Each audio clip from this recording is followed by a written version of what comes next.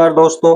आज अपन वीडियो लेके आए हैं जल परिवहन का, यानी भारत की या विश्व के संदर्भ में देखें तो परिवहन के अंदर एक स्थल परिवहन को अपन ने पढ़ा, जिसमें सड़क परिवहन और रेल परिवहन आ गया था। अब दूसरा आ रहा आपका जल परिवहन, यानी जल के अंदर भिन्न भिन्न प्रकार की जहाजों के माध्यम से होने वाला व्यापार या वस्तुओं को लाने ले जाने का होने वाला कार्य जल परिवहन के माध्यम से ही होता है।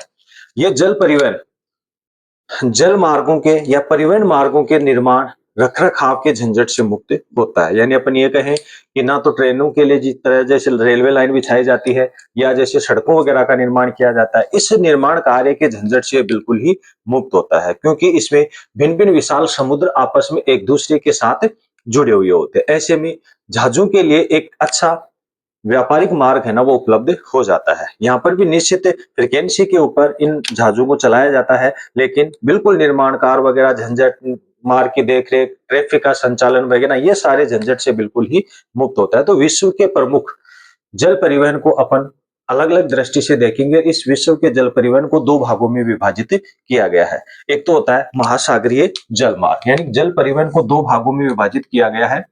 महासागरीय महासागरीय जल मार्ग, यानी इसमें क्या आता है कि बड़े विशाल महासागर होते हैं, जैसे प्रशांत महासागर हो गया। प्रशांत महासागर के यहाँ पर अपन 2 रूट देखेंगे कि प्रशांत महासागर में पूरे में ज्यादातर 2 रूटों के ऊपर जो है ना, वो विभिन्न प्रकार की वस्तुओं का आदान प्रदान होता है। अटलांटिक महासागर हो गया। अटलांटिक महासागर के भी 2 रूट है, उन दोनों रूटों का अध्ययन करेंगे। फिर एक भूमध्य सागरीय समुद्री मार्ग हो गया, एक उत्तमाशा समुद्री मार्ग हो गया। ऐसे करके कुल अपन इस महासागरों के अंदर बड़े विशाल 6 मार्गों को देखने वाले हैं। इसके अलावा इन महासागरीय जल मार्गों के अंदर एक स्वेज नहर भी आती है और एक पनामा नहर भी आती है, जिसका विश्व स्तर पर बड़ा महत्व होता है। विभिन्न देशों के द्वारा इनका प्रयोग किया जाता है। तो महासागरीय जल मार्ग बड़े महासागरों के अंदर ज्यादातर ये किए जाते हैं, जिसमें पूरे कंप्लीट महासागरों को इसमें शामिल किया जाता है, जो काफी गहरे महासागर होते हैं। और दूसरा आ जाता है फिर आंतरिक जल मार्ग। आंतरिक जल मार्ग, आंतरिक जल मार्ग का मतलब हो गया इस प्रकार के मार्ग जो है ना, वो जहाजों के लिए समुद्रों में उपलब्ध नहीं होता है। जो बड़ी नहरें होती हैं, जो बड़ी नदियां होती हैं, तालाब वगैरह जो होते हैं, उनमें ज्यादातर जो व्यापार किया जाता है वो आंतरिक जल मार्गों में आता है। यानी कि नहरें हो गई, नदियां हो गई, झीलें वगैरह जो होती है, वहां पर ये परिवहन का कार्य होता है, वो सारा का सारा इस आंतरिक जल मार्ग के अंतर्गत आता है। तो सबसे पहले अपन पढ़ने जा रहे हैं आपका महासागरीय जल मार्ग, यानी किस प्रकार से महासागरीय जल मार्ग अलग अलग है, कौन कौन से इसके रूट है ना, वो मार्ग है, उनका अध्ययन अपन करेंगे। तो सबसे पहले इसमें एक मार्ग अपन लेकर आ रहे हैं। सबसे पहले 1 नंबर का मार्ग लेके आएंगे। तो महासागरीय जल मार्ग हो गया, जो 2 भागों में बांटा गया जल परिवहन को। इसमें 1 नंबर पे आता है उत्तरी अटलांटिक उत्तरी अटलांटिक समुद्री मार्ग। उत्तरी अटलांटिक समुद्री मार्ग, यानी ये क्या है, उत्तरी अटलांटिक समुद्री मार्ग, यानी अटलांटिक महासागर में जो है ये व्यापार होता है। तो इसको देखने के लिए हमें अब जरूरी है कि अपने सामने मानचित्र होना जरूरी है। विश्व का जब मानचित्र होगा तो उसमें अपन बड़े आसानी से इसे समझ सकते हैं। तो इसके लिए पहले अपन एक मानचित्र ड्रॉ कर लेते हैं, ताकि इसे समझने में काफी ज्यादा सुविधा हमारे आ जाएगी और आराम से अपन इस मार्ग को समझ भी सकते हैं। ये उत्तरी अमेरिका, दक्षिणी अमेरिका हो गया। ये इधर आपका अफ्रीका महाद्वीप हो गया। ये अरब देश हो गए। ये भारत हो गया, भूमध्य सागर। ये यूरोप का भाग हो गया। ये एशिया का भाग हो गया। एशियाई द्वीपीय देश आ गए। ये आपका ऑस्ट्रेलिया, न्यूजीलैंड वगैरह हो गए। ठीक है, ये एक विश्व का आपका मानचित्र है। अब इस विश्व के मानचित्र में अपन उत्तरी अटलांटिक समुद्री मार्ग को पढ़ेंगे। इससे पहले आपको बता दिया जाए कि ये जो इन दोनों महाद्वीपों के बीच में है, ये कौन सा महासागर है? अटलांटिक। अटलांटिक महासागर, या अपन इसको थोड़ा नीचे रखते हैं ताकि और जो ड्रॉ करेंगे मार्ग यहाँ पर दिखाएंगे, इसलिए इसके बीच में नहीं आ पाएगा। तो यानी ये जो इसको यहाँ पर एक एरो के निशान से बता देते हैं कि क्या है ये। यह है अटलांटिक,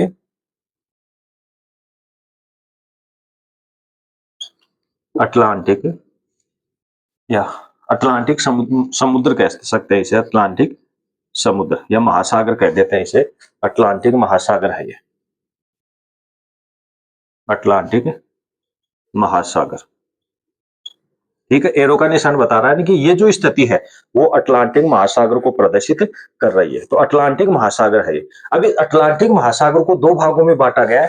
इधर ऊपर वाला जो है वो तो उत्तरी अटलांटिक हो गया, नीचे वाला दक्षिणी अटलांटिक हो गया। तो इस मार्ग के अंदर, इस महासागर में अपना व्यापारिक गतिविधियों को देखेंगे कि कौन कौन सा व्यापार होता है। कि फिलहाल हमारे लिए दो पॉइंटों के लिए उत्तरी अटलांटिक समुद्री मार्ग और दक्षिणी अटलांटिक समुद्री मार्ग, इसके लिए अपन सिर्फ इस अटलांटिक महासागर को फोकस करने वाले हैं। या अपने कहें कि पश्चिमी यूरोप, उत्तरी अमेरिका, दक्षिणी अमेरिका और पश्चिमी अफ्रीका, इन चारों महाद्वीपों का अध्ययन इसमें अभी फिलहाल करने वाले हैं। तो पहला देखते हैं उत्तरी अटलांटिक समुद्री मार्ग, यानी ये समुद्र के अंदर, इस उत्तरी भाग के अंदर जो व्यापारिक कार्य होता है वो उत्तरी अटलांटिक समुद्री मार्ग कहलाता है। ये अपने कह सकते हैं कि ये आपका यूरोप हो गया, यूरोप, यह है उत्तरी अमेरिका, यह है दक्षिणी अमेरिका,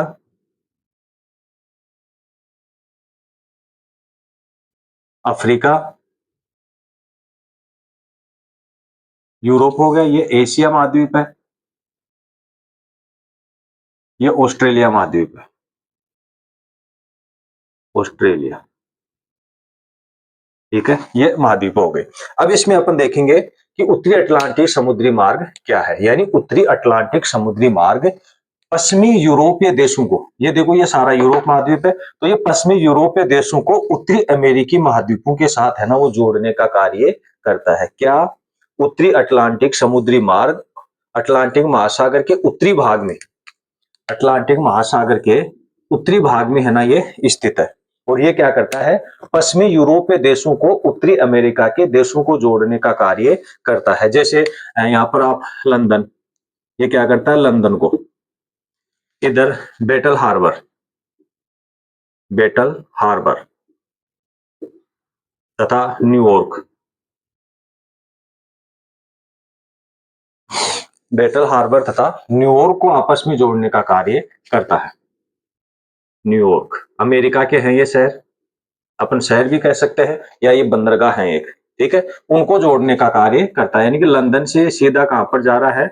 बेटल हार्बर जा रहा है, और लंदन से ही सीधा कहां पर आ रहा है? न्यूयॉर्क वगैरह आ रहा है। तो यानी कि लंदन वगैरह इसके पास वाले जो और समुद्री जो देश हैं, या अपन कहें कि और जो हार्बर हैं या बंदरगाह है, उनको ये जोड़ने का कार्य करता है। तो यानी कि उत्तरी अटलांटिक समुद्री मार्ग पश्चिमी पश्चिमी यूरोपीय देशों को उत्तरी अमेरिकी देशों के साथ जोड़ता है। पश्चिमी यूरोपीय देशों में देखा जाता है तो जो लंदन है वो एक बड़ा बंदरगाह की श्रेणी में है ना वो आता है। तो इन देशों के साथ, तटीय देशों के साथ उत्तरी अमेरिकी महाद्वीप या अमेरिका के देशों के साथ ये व्यापारिक संबंध होता है। सीधी सी बात अपन ये कह सकते हैं कि ये उत्तरी अमेरिका को पश्चिमी यूरोपीय देशों के साथ, या पूर्वी अमेरिका के जो देश हैं उनको पश्चिमी अमेरिका के देशों के साथ जोड़ने का कार्य करता है। तो इसे उत्तरी अटलांटिक समुद्री मार्ग कहते हैं। इस मार्ग को वृहद ट्रंक मार्ग भी कहा जाता है।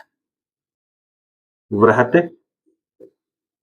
ट्रंक मार्ग, इसे क्या कहा जाता है? वृहद ट्रंक मार्ग भी कहा जाता है, क्योंकि विश्व का यह सबसे व्यस्ततम समुद्री मार्ग है, सबसे ज्यादा व्यस्ततम व्यापारिक समुद्री मार्ग है। और विश्व का जितना भी समुद्री मार्ग होता है, इसका 1/4 भाग जो है ना उत्तरी अटलांटिक समुद्री मार्ग के द्वारा ही होता है। 1/4 भाग उत्तरी अटलांटिक समुद्री मार्ग द्वारा होता है।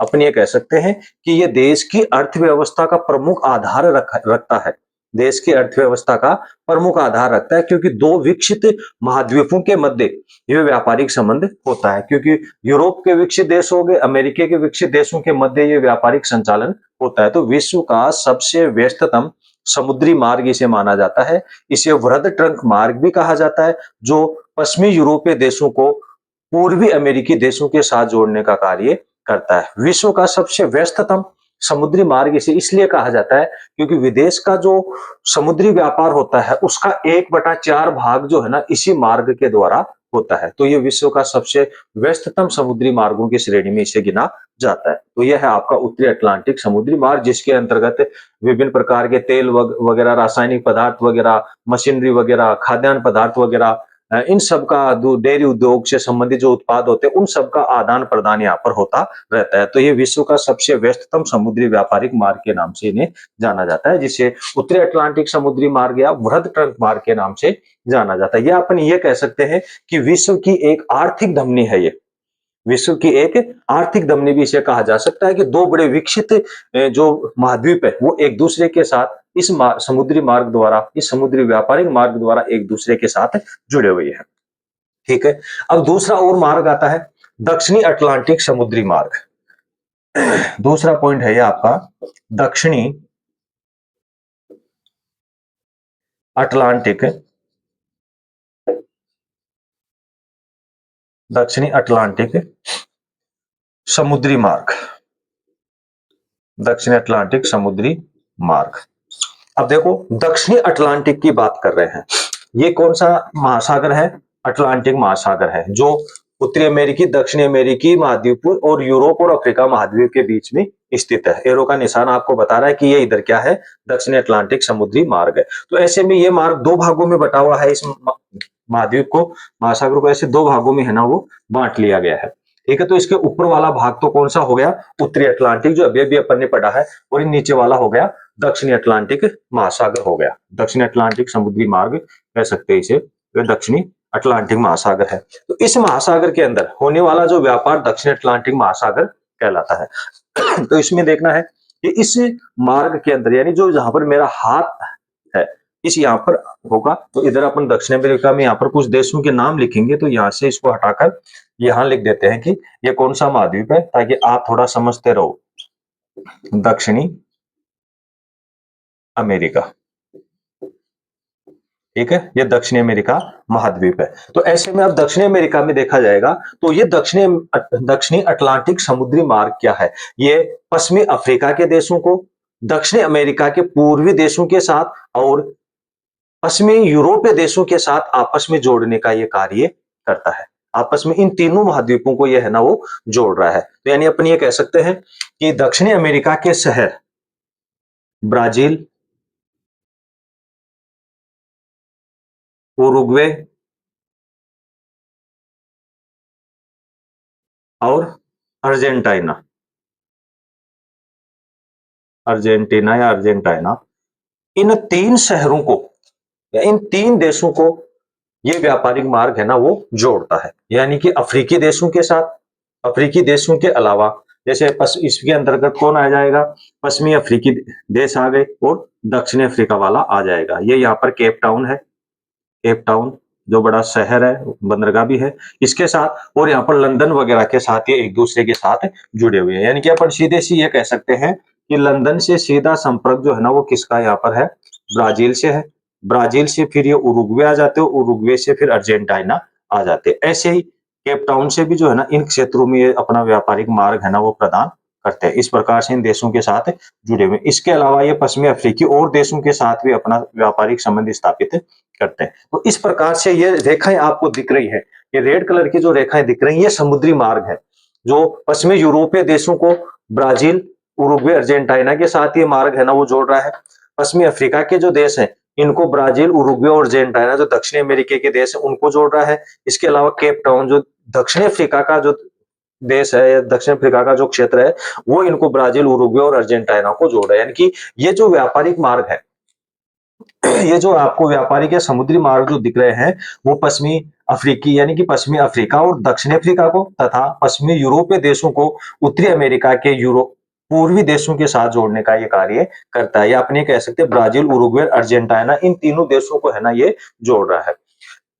इनमें सबसे ज्यादा जो व्यापारिक मार्ग होता है वो ब्राजील में और अर्जेंटीना में होता है, क्योंकि ब्राजील को कॉफी के अधिक विकास के कारण कॉफी का फजेंडा भी कहा जाता है। ब्राजील को कॉफी के बागान जो होते हैं ना उन्हें फजेंडा कहते हैं। तो काफी ज्यादा इनका विकास हुआ है। तो ये मार्ग इनके साथ जुड़े हुए हैं। तो इसे क्या नाम दिया गया है? दक्षिणी अटलांटिक समुद्री मार्ग का नाम दिया गया है, यानी कि यह व्यापारिक समुद्री व्यापारिक मार्ग जो दक्षिणी अटलांटिक में ही होता है और विभिन्न देशों के बीच हो रहा है। अफ्रीकी महाद्वीप के देश हो गए, दक्षिणी अमेरिका महाद्वीप के देश हो गए और पश्चिमी यूरोपीय देशों के साथ ये व्यापारिक संबंध स्थापित करता है। इस प्रकार ये आपके अटलांटिक महासागर में होने वाले समुद्री मार्ग थे, समुद्री व्यापारिक मार्ग थे। इसके बाद अब आपका तीसरा एक और आता है, तीसरा व्यापारिक मार्ग आता है भूमध्य सागर, भूमध्य सागर तथा आपको इस भूमध्य सागर वाले को एक साथ एक फ्रेश पेज के ऊपर है ना वो लेकर समझाते हैं, ताकि आप कंफ्यूज में भी नहीं रह पाओगे और आपको पूरा आसानी से समझ में आ जाएगा। क्योंकि ये तो अटलांटिक समुद्री मार्ग है ना, वो समझा रहा है, इसमें दक्षिणी अटलांटिक भी शामिल है और उत्तरी अटलांटिक भी शामिल है। इसके बाद में दूसरा लेते हैं अपन भूमध्य सागर और हिंद महासागर का समुद्री व्यापारिक मार्ग, यानी इसके अंतर्गत ये इस क्षेत्र को अपन बना रहे हैं। ये आपका अफ्रीका हो गया, इस पूरा को दोबारा बना लेते हैं।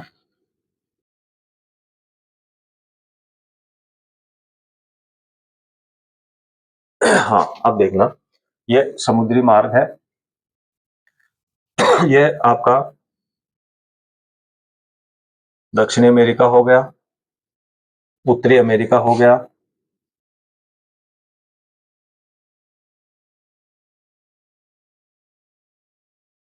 ये यूरोप महाद्वीप हो गया, एशिया महाद्वीप, पूर्व एशियाई महाद्वीप और ऑस्ट्रेलिया महाद्वीप हो गया, यानी ये विश्व का है।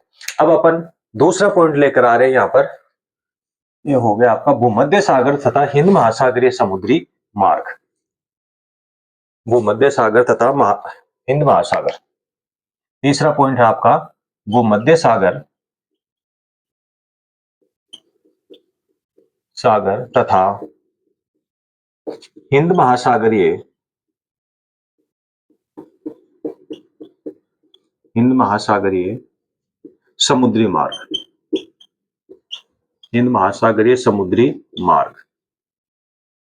ठीक है, इसको अब अपन देखने जा रहे हैं। अब देखो इसमें दो महासागरों को ये आपस में जोड़ने का कार्य कर रहा है। क्या है? भूमध्य सागर तथा हिंद महासागर। तो सबसे पहले हम आपको ये बता दें कि ये तो है आपका भूमध्य सागर, ये क्या है? भूमध्य सागर।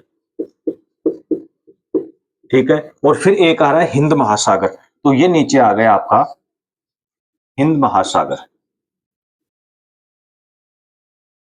एक आ गया है हिंद महासागर। यानी ये जो समुद्री मार्ग है वो किसको जोड़ने का कार्य कर रहा है? भूमध्य सागर को हिंद महासागर से जोड़ने का कार्य कर रहा है। यानी ये भूमध्य सागर हो गया आपका और ये आपका नीचे हिंद महासागर, इनको जोड़ने का कार्य कर रहा है। तो ये भी ज्यादातर अफ्रीकी देश, यूरोपीय देश, एशियाई देश और ऑस्ट्रेलियाई देशों को ये जोड़ने का कार्य करता है। तो बहुत ही एक महत्वपूर्ण व्यापारिक मार्ग है। अब किस प्रकार से महत्वपूर्ण मार्ग है? पहले जो व्यापार होता था, पहले जो व्यापार होता था वो उत्माशा अंतरीप से होता हुआ होता था। अफ्रीका के केप टाउन के पास 40-50 किलोमीटर दूरी के ऊपर दक्षिण की तरफ है ये यहाँ से केप टाउन है, तो दक्षिण के 40-50 किलोमीटर दूर है ये उत्माशा अंतरीप, अफ्रीका के पास में है। तो ऐसे इन देशों के साथ, यूरोपीय देशों के साथ, या अपन ये कहें कि लिवरपूल, लिवरपूल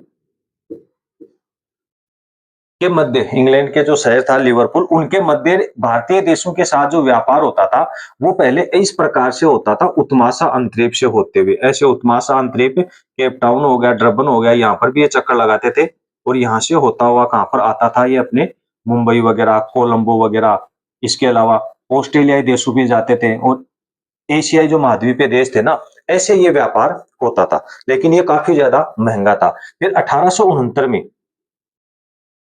स्वेज नहर के निर्माण के बाद, स्वेज नहर के निर्माण के बाद ये व्यापारिक मार्ग जो है ना वो 6400 किलोमीटर कम हो गया। यानी कि अपन ये कह सकते हैं कि ये दूरी दक्षिण अफ्रीका के चक्कर लगाकर जो अपन आते थे इधर एशियाई देशों में, ये दूरी कम हो गई है। और स्वेज नहर का जो निर्माण हो गया, मिस्र की जो स्वेज नहर है उसका निर्माण होने के बाद जो है इस व्यापारिक मार्ग का बहुत ही ज्यादा विकास हुआ है। तो इस जगह देखना आप, ये यह है स्वेज नहर।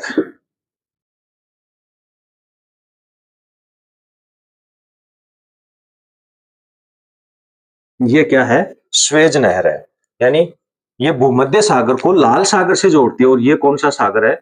लाल सागर है। ये लाल सागर है। तो ये हो गई आपकी स्वेज नहर है, ये स्वेज नहर। पहले अब व्यापार कैसे होता है इनका? अब व्यापार जो होता है ये यूरोपीय देशों के साथ, या सीधी से अपन ये बात बताएं कि भूमध्य सागर तथा हिंद महासागरीय समुद्री मार्ग क्या है कि इस मार्ग के माध्यम से पश्चिमी यूरोपीय देश, अफ्रीकी देश तथा एशियाई और ऑस्ट्रेलियाई देशों के मध्य भिन्न भिन्न प्रकार का व्यापारिक संबंध होता है। इनके लिए इस व्यापारिक मार्ग का है ना प्रयोग किया जाता था। लेकिन 1869 के बाद स्वेज नहर के खुलने के बाद से इस उत्तमासा अंतरीप से होता हुआ ये व्यापार है ना वो कम हो गया। यह है उत्तमासा अंतरीप, उत्तमासा अंतरीप। इससे व्यापारिक गतिविधियां है ना वो बहुत ही कम हो गई है। लेकिन अब स्वेज नहर के खुलने के बाद में ये जो व्यापारिक मार्ग है वो कैसे हो गया? इधर लिवरपूल, लिवरपूल से भूमध्य सागर, भूमध्य सागर से स्वेज नहर, स्वेज नहर से लाल सागर, लाल सागर से आता हुआ यहाँ पर अदन, अदन से आता हुआ कहां पर आएगा? इधर मुंबई, मुंबई से फिर कोलंबो, कोलंबो से सिंगापुर इंडोनेशिया आएगा, सिंगापुर इंडोनेशिया से ऑस्ट्रेलियाई देशों के पर्थ सिडनी तक है ना वो चला जाएगा। तो अब ये जो मार्ग है वो इस प्रकार का मार्ग हो गया। इनकी सीधा जो ये मार्ग है ना इस प्रकार से अलग अलग देशों के अंदर होता हुआ जो है ना एशियाई और ऑस्ट्रेलियाई देशों के साथ जाता है।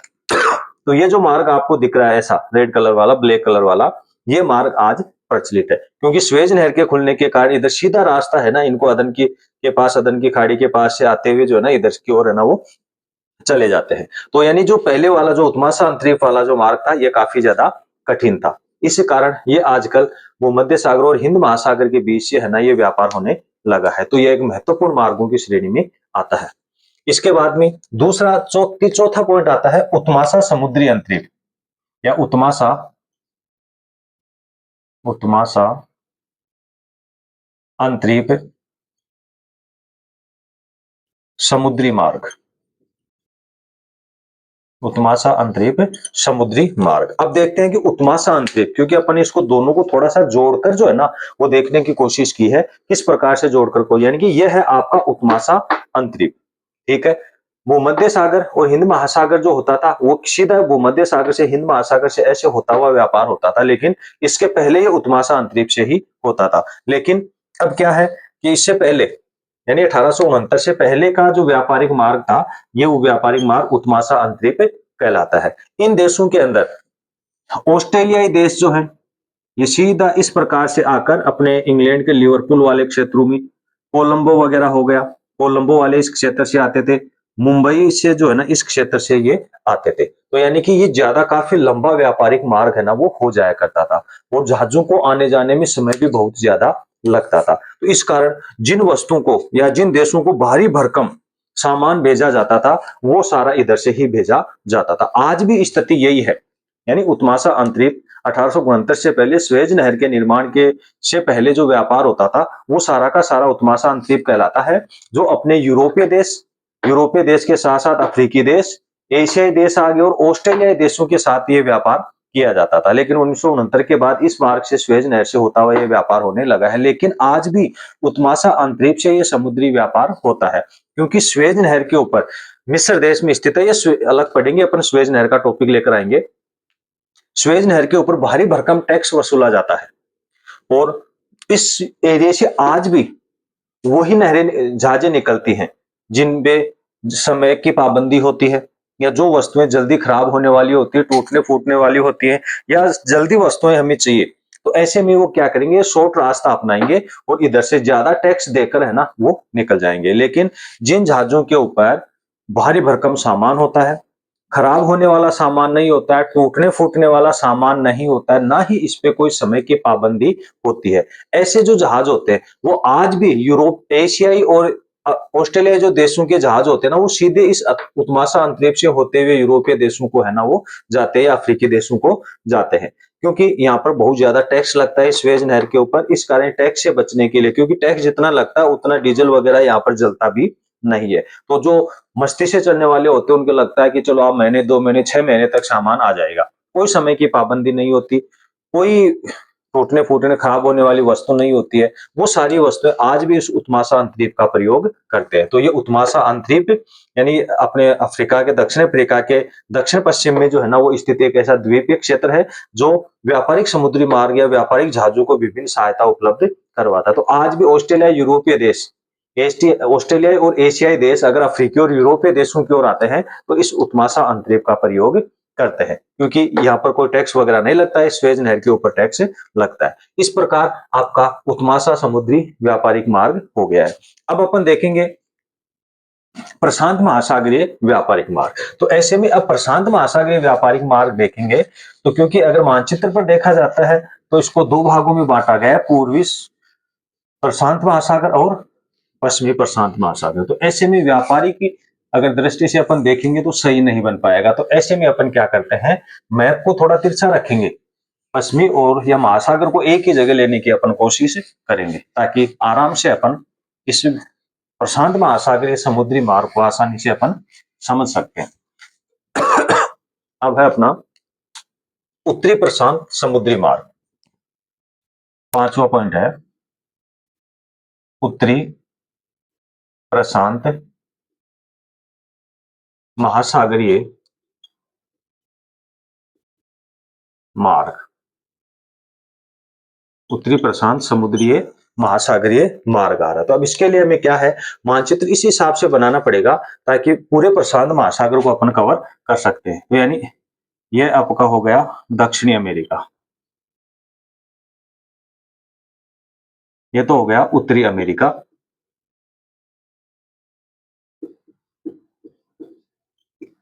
और ये हो गया दक्षिणी अमेरिका।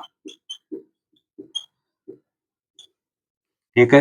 अब अपन एशियाई जो पार्ट है उसको यहां पर शामिल करेंगे। तो यानी ये तो ऑस्ट्रेलिया हो गया आपका, ठीक है, और ये इधर एशियाई भाग हो गया, ये ऑस्ट्रेलिया वाले भाग हो गए और इधर ये एशियाई वाले भाग हो गए इस प्रकार से। यानी ये तो हो गया एशिया महाद्वीप, ठीक है, ये उत्तरी अमेरिका और दक्षिणी अमेरिका हो गया, और ये ऑस्ट्रेलिया हो गया, ऑस्ट्रेलिया हो गया, और ये जो स्पेस बच रहा है वो आ गया आपका प्रशांत महासागर, प्रशांत महासागर। ठीक है। तो अब अपन इस प्रशांत महासागर की बात करेंगे क्योंकि इसका संबंध उत्तरी अमेरिकी और दक्षिणी अमेरिकी देशों के साथ ही जो है ना एशियाई देशों के और ऑस्ट्रेलियाई देशों के साथ रहा है। तो ये पूरा का पूरा आपको जो यहाँ पर हाथ रफ हो रहा है ये क्या है, आपका प्रशांत महासागर है। इसमें अब उत्तरी प्रशांत महासागरीय जल मार्ग या उत्तरी प्रशांत महासागरीय मार्ग और एक आ जाएगा दक्षिणी प्रशांत समुद्रीय महासागरीय मार्ग। तो अपन पहले ऊपरी भाग जो होता है, ऊपरी भाग उत्तरी प्रशांत महासागरीय, ये उत्तर का हो गया और ये दक्षिण का हो गया। तो ये उत्तरी प्रशांत महासागरीय समुद्री मार्ग है। तो इसमें उत्तरी प्रशांत महासागरीय समुद्री मार्ग में अगर देखा जाएगा तो अमेरिका महाद्वीप का या अमेरिका देश, यानी ये जो देश है ये अमेरिका है, यूएसए है। क्या है ये, यूएसए। तो यूएसए का जो सैन फ्रांसिस्को है, सैन फ्रांसिस्को, यहां पर एक बंदरगाह है होनोलुलु, होनोलुलु। कहां पर है ये, अमेरिका का जो हवाई द्वीप है, हवाई द्वीप जो राज्य है वहां पर स्थित है, या इसकी शायद ये प्रशासनिक राजधानी भी हो सकती है होनोलुलु। तो ये अमेरिका के अधीन है। तो ये होनोलुलु यानी दक्षिणी या उत्तरी प्रशांत महासागरीय जो व्यापारिक मार्ग है उसमें ये होनोलुलु जो बंदरगाह है ये अपनी महत्वपूर्ण भूमिका निभाता है, क्योंकि ये एक ऐसे द्वीप के अंदर गहरे समुद्र में स्थित है जो बड़े बड़े समुद्री जहाजों को आश्रय प्रदान करता है, चाहे वो अपनी विभिन्न प्रकार की सामग्री खरीदने के लिए, खाने पीने के लिए, डीजल ईंधन के लिए कह सकते हैं, या कोई तकनीकी खराबी हो सकता है उसके लिए कह सकते हैं, या कोई प्राकृतिक जो आपदा आ जाती है उसके लिए, इन सब से बचने के लिए इस होनोलुलु बंदरगाह का उपयोग किया जाता है। तो अभी अपन बात करें उत्तरी प्रशांत महासागरीय मार्ग का, या उत्तरी प्रशांत समुद्री महासागरीय मार्ग हो गया। तो ये क्या करता है, इस होनोलुलु के माध्यम से, ये होनोलुलु के माध्यम से सीधे क्या करते हैं, इस क्षेत्र की ओर आते हैं, होनोलुलु पे आएंगे और वो सीधे ज्यादातर जैसे अपना हांगकांग हो गया, जैसे संगाई हो गई, संगाई हो गई, हांगकांग हो गया, ठीक है, यहाँ पर क्या करती है, इनके साथ जुड़े हुए हैं। तो ये समुद्री मार्ग इधर से आकर जो है ना अपने उत्तरी एशियाई देशों के साथ है ना वो संपर्क साधते हैं। इसके बाद में आ गया सिंगापुर। सिंगापुर हो गया, इसके आपका वियतनाम हो गया। इन देशों के साथ इनका संपर्क स्थापित होता है। तो इन देशों के साथ जो है ना ये व्यापारिक समुद्री मार्ग प्रदान करते हैं। यानी उत्तरी प्रशांत समुद्री मार्ग उत्तरी अमेरिकी देशों को एशियाई देशों के साथ जोड़ने का कार्य करता है। उत्तरी एशियाई देश जो है उनको अमेरिका के पश्चिमी देशों को साथ है ना वो जोड़ने का कार्य करता है। इसमें प्रधान भूमिका निभाता है होनोलुलु। इसके साथ यही नहीं है, अफ्रीकी और यूरोपीय जो देश हैं, ये अफ्रीकी और यूरोपीय देश, उनके साथ भी ये व्यापारिक संबंध है ना वो बनाए रखता है। क्योंकि इस प्रकार से ये अफ्रीका हो गया आपका, ये और ये यूरोपीय हो गया आपका, अटलांटिक महासागर हो गया इधर, इनके साथ भी जो है ना ये संपर्क स्थापित करता है। या अपन ये कह सकते हैं कि उत्तरी अमेरिका के जो देश हैं या उत्तरी अमेरिका के जो क्षेत्र है, ये इस पनामा नहर के माध्यम से, यहाँ पर जो नहर है स्थित है वो है पनामा नहर। पनामा नहर, इस नहर का प्रयोग भी अमेरिका के जो बेटर हार्बर और न्यूयॉर्क वगैरह यहाँ से भी इस क्षेत्र से जो है ना वो होनोलुलु आएंगे और होनोलुलु से फिर इन देशों के साथ व्यापारिक संबंध अपना स्थापित करेंगे। तो उत्तरी प्रशांत महासागरीय जो समुद्री मार्ग है वो एक उत्तरी अमेरिकी देश और एशियाई देश, ऑस्ट्रेलियाई देशों के साथ है ना वो एक अच्छा संपर्क स्थापित करता है और इनके लिए महत्वपूर्ण सुविधाएं या व्यापारिक वस्तुओं का आदान प्रदान करता है। तो ये भी काफी प्रसिद्ध एक व्यापारिक महत्व के रूप में इसे जाना जाता है। इसके बाद में छठा पॉइंट आता है आपका दक्षिणी प्रशांत महासागरीय मार्ग। दक्षिणी प्रशांत महासागरीय मार्ग, ये भी जो है ना इसके साथ जुड़ा हुआ है। तो अब दक्षिणी प्रशांत हो गया, ये उत्तरी प्रशांत वाला भाग था, ये दक्षिणी प्रशांत वाला भाग हो गया। तो ऐसे में सिंगापुर के लिए, वियतनाम के लिए सीधे होनोलुलु से ये जो सेवाएं है ना ये प्रदान की गई है। इस प्रकार से सीधे ये होनोलुलु से सेवाएं सिंगापुर वगैरह हो गई, वियतनाम वगैरह हो गई, अपने ऑस्ट्रेलिया के जो है ना वो सिडनी वाला क्षेत्र हो गया, इधर देखे तो इधर से फिर परथ वाला क्षेत्र हो गया। इसके साथ साथ दक्षिणी अमेरिका, देखो व्यापारिक समुद्री मार्ग में अगर देखा जाता है तो दक्षिणी अमेरिका के ब्राजील हो गया, उरुग्वे हो गया, अर्जेंटीना, ये तीन क्षेत्र ज्यादातर समुद्री व्यापारिक मार्ग से जुड़े हुए हैं। ये सबसे हल्का समुद्री व्यापारिक मार्ग कह सकते हैं कि इस महाद्वीप के पास ऐसी कोई खनिज पदार्थ वगैरह ऐसे नहीं है जिनका वो व्यापार कर सकता है। तो ज्यादातर अपनी आवश्यकता की वस्तुएं है ना ये खरीदता है, इसलिए सबसे मतलब हल्का व्यापारिक मार्ग इसे कहा जाता है। तो ऐसे में फिर इधर से ही इन देशों का भी जो है ना व्यापारिक संपर्क इन दक्षिण एशियाई देश, दक्षिणी प्रशांत महासागरीय देशों के साथ होता है। इस प्रकार से इन देशों के साथ ये ना आते और जाते हैं। तो सीधी सी बात अपन ये कह सकते हैं कि ये जो व्यापारिक मार्ग है दक्षिणी प्रशांत समुद्री मार्ग, वो दक्षिणी महाद्वीप, दक्षिणी महासागर में होता है, जो एशियाई देशों के साथ और ऑस्ट्रेलियाई देशों के साथ, अमेरिकी देशों का या पश्चिमी अमेरिकी देश और पूर्वी अमेरिकी जो देश है ना उनके साथ एक व्यापारिक संबंध स्थापित होता है। तो ऐसे में ये 6 प्रकार का आपका महासागरीय जल मार्ग था। क्योंकि महासागरीय जल मार्ग को 2 भागों में बांटा गया है, या जल परिवहन को 2 भागों में बांटा गया है, महासागरीय जल मार्ग और आंतरिक जल मार्ग। महासागर जो बड़े विशाल महासागरों में है ना ये किया जाता है। तो 3 महासागर अपन ने इसमें देखे हैं। उत्तरी अटलांटिक समुद्री मार्ग जो विश्व का सबसे व्यस्ततम समुद्री मार्ग आता है, इसे वृहद ट्रंक मार्ग भी कहते हैं। फिर आ गया दक्षिणी अटलांटिक समुद्री मार्ग है। फिर भूमध्य सागर और हिंद महासागरीय समुद्री मार्ग आ गया, जो एक दूसरे के साथ जुड़े हुए हैं, स्वेज नहर के द्वारा है ना ये जुड़े हुए हैं। फिर उत्माशा समुद्री मार्ग आ गया, जो दक्षिण अफ्रीका के चक्कर लगाकर एशियाई देशों को, यानी यूरोपीय देशों का जो लिवरपूल है उसको कोलंबो श्रीलंका से है ना वो जोड़ता है। तो वो सीधा उत्माशा अंतरिप से होता हुआ ही जाता है। ठीक है। इसके बाद में उत्तरी प्रशांत महासागरीय जल मार्ग हो गया और दक्षिणी प्रशांत महासागरीय जल मार्ग। यानी कि अपन ये कह सकते हैं कि जल परिवहन में जो पहला बिंदु था महासागरीय जल मार्ग, जो बड़े सागरों में होता था, विश्व के ये 6 महासागरीय जल मार्ग है जिनके माध्यम से ज्यादातर विश्व का समुद्री मार्ग होता है। इसके बाद में 2 और भी बड़े विशाल समुद्री मार्ग आते हैं, जिसे पनामा नहर और स्वेज नहर कहा जाता है। आगे के वीडियोज में हम पनामा नहर और स्वेज नहर को अलग अलग वीडियोज के माध्यम से इसका अध्ययन करेंगे। आप अपने चैनल को सब्सक्राइब करें और लगातार इसके साथ जुड़े रहिए, शेयर लाइक भी करते रहिए, ताकि समय पे आपको सही नोटिफिकेशन मिल जाए और दूसरों के भी लिए भी ये चैनल अच्छे एक हेल्पफुल के रूप में है ना वो कार्य करें।